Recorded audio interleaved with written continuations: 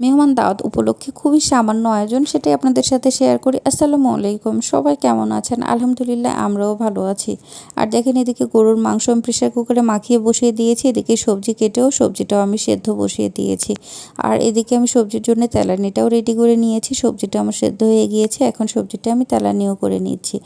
আর এই সবজি তেলানির মধ্যে একটা জিনিস আমি মিস্টেক করেছি, সেটা হচ্ছে পাঁচফোড়ন দিতে ভুলে গিয়েছিলাম। আর আমার হাজব্যান্ড বলেছে সবজিতে পাঁচফোড়ন ছাড়া অসম্পূর্ণ হয়েছে, কি করার, মনে তো ছিল না। আর এদিকে আমি মাছটা ধুয়ে রেডি করে নিয়েছি, আর মাছটা আমি হালকা করে ভেজে নিব, কারণ আমি মাছটা ভুনা করবো, এই জন্য হালকা করেই ভেজে নিব। আর এদিকে আমি গরুর মাংসটাও একদিকে কষিয়ে নিচ্ছিলাম, এই জন্য বারবারই আমি নেড়ে দিচ্ছিলাম যেন নিচে লেগে না যায়। আর একটা কথা বলি, মেহমান আসলে বাসায় কেউ কখনো মন খারাপ করবেন না। মেহমান হচ্ছে আল্লাহর দেওয়া নেয়ামত। আর মেহমান আসলে আমার কখনোই মন খারাপ হয় না, সেটা যেই মেহমানই হোক, আমার কাছে অনেক বেশি খুশি লাগে।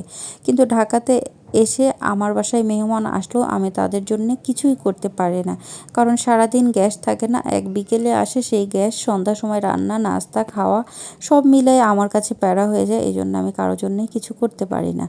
আর মেহমান আসলে আমার কাছে খুবই খুশি লাগে। আমার কারো বাসায় দাওয়াত খেতে গেলে আমি যতটা খুশি না হই, আমার বাসায় আমি কাউকে খাওয়াতে পারলে আমি তার চেয়ে বেশি খুশি হই। মেহমান বাসায় আসলে কেউ কখনো মন খারাপ করবেন না, কারণ মেহমান আসলে অনেক বেশি কিছু খাওয়াতে হবে সেটা না, আপনার সাধ্য অনুযায়ী আপনি যতটুকু পারেন ততটুকুই খাওয়াবেন।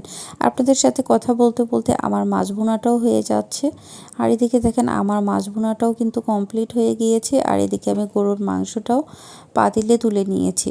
আমার তেমন কোনো ঝোল তরকারি ছিল না, এই জন্য আমি গরুর মাংসটা হালকা পানি দিয়ে একটু ঝোল ঝোল করেছি, কারণ কোনো ঝোলের তরকারি আমার ছিল না। খুবই সামান্য আয়োজন বলেছি না, সবই শুকনা তরকারি ছিল এই জন্যে।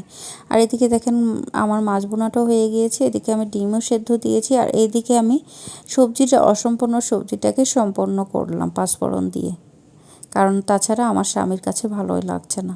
আর এদিকে আমি ডিমও ছিল নিয়েছি। এদিকে আমি মুরগির মাংস আলু দিয়েছিল, সেটাও একটু গরম করে নিলাম। আর এদিকে আমি পোলাও বসিয়ে দিয়েছি। আর পোলাওতে একটু পেঁয়াজ দিয়েছি। আপনারা পেঁয়াজ দেন কি না আমি জানি না, কিন্তু আমি একটু দিয়েছি। পেঁয়াজটা বেশি ভেজে নিব না, বেশি ভেজে নিলে লাল লাল হয়ে যাবে, এই জন্য আমি খুবই হালকা ভেজেই আমি চাল দিয়েছি। আর চালটা এখন সুন্দর করে ভেজে নেব।